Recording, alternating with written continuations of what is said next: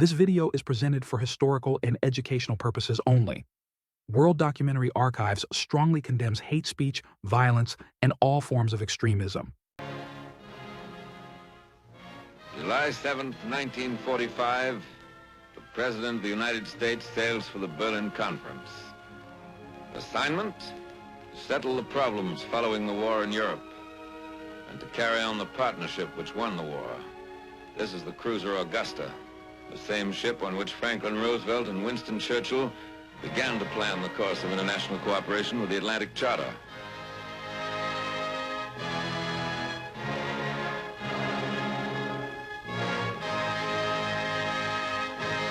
The passenger list changes. The ship of state sails on. Another president, Woodrow Wilson, once approached these shores, determined that the First World War would be the last one. Some say his mission failed because the American people went on the boat with him. Others say the world wasn't ready then. Out in Missouri, there's a saying about not making the same mistake twice.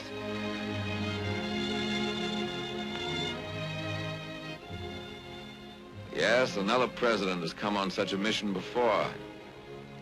Wilson was also cheered by liberated people, rode in triumph through European streets.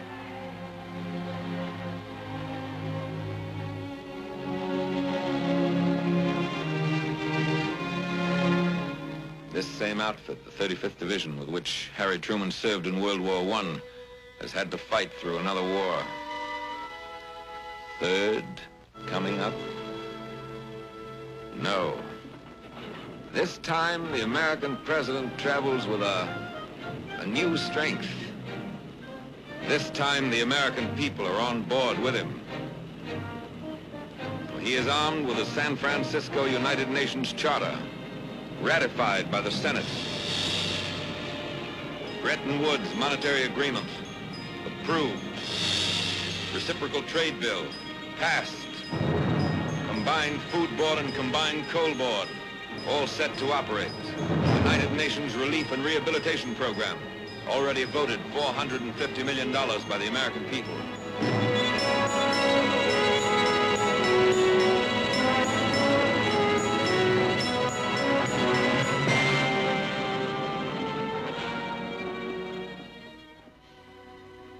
This is a peace mission, but it's also a war mission calling for top American and British military leaders.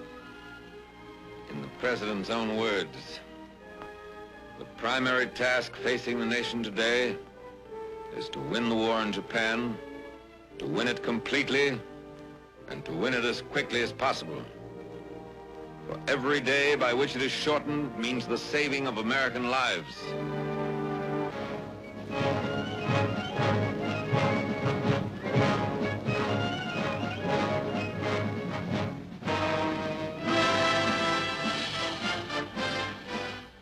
Even while we celebrate victory in Europe, British and American chiefs of staff plan strategy for victory in Japan, and their heads of government prepare an ultimatum to the people of Japan. There must be eliminated for all time the authority and influence of those who have deceived and misled the people of Japan into embarking on a world conquest. We do not intend that the Japanese shall be enslaved as a race or destroyed as a nation. But stern justice shall be meted out to all war criminals. The Cairo Declaration shall be carried out. The Japanese military forces completely disarmed. We call upon the government of Japan to proclaim unconditional surrender. The alternative is prompt and utter destruction.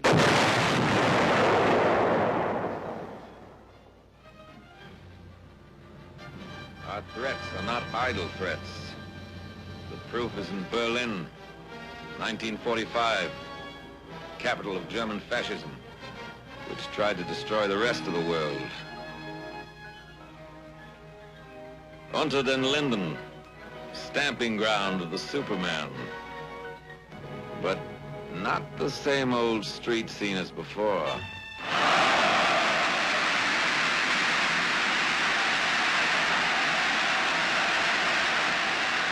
German race must wipe out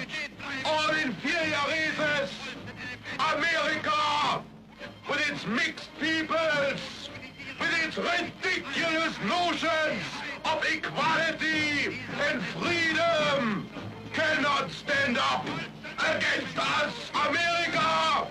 We will destroy!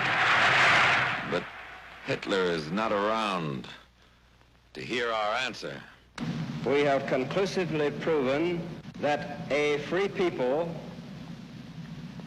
can successfully look after the affairs of the world. We're here today to raise the flag of victory over the capital of our greatest adversary.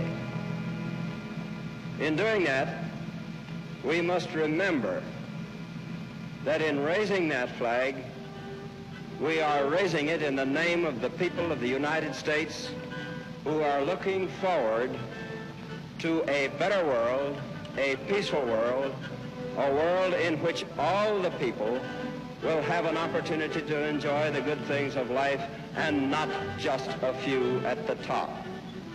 Let's not forget that we are fighting for peace and for the welfare of mankind. We're not fighting for conquest. We want peace and prosperity for the world as a whole. We want to see the time come when we can do the things in peace that we have been able to do in war. If we can put this tremendous machine of ours, which has made this victory possible, to work for peace, we can look forward to the greatest age in the history of mankind. That's what we propose to do. Then, an American and a Russian meet for the first time, with a world in common, and much to do to hold it together.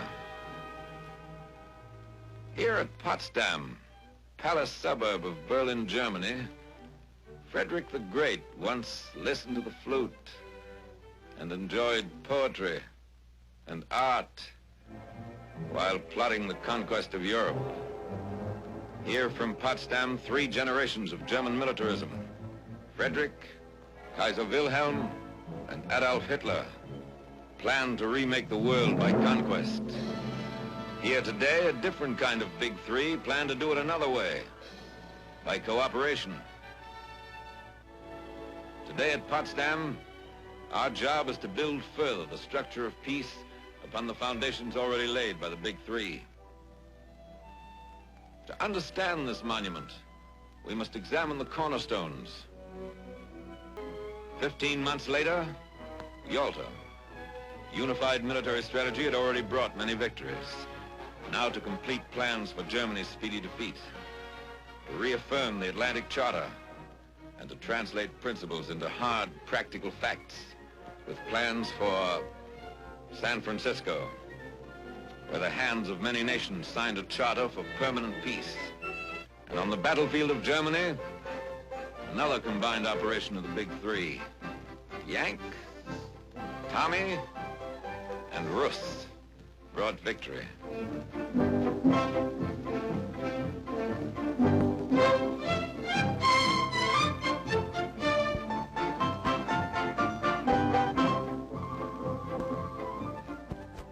Eastern Front and Western Front became one line. Unconditional surrender.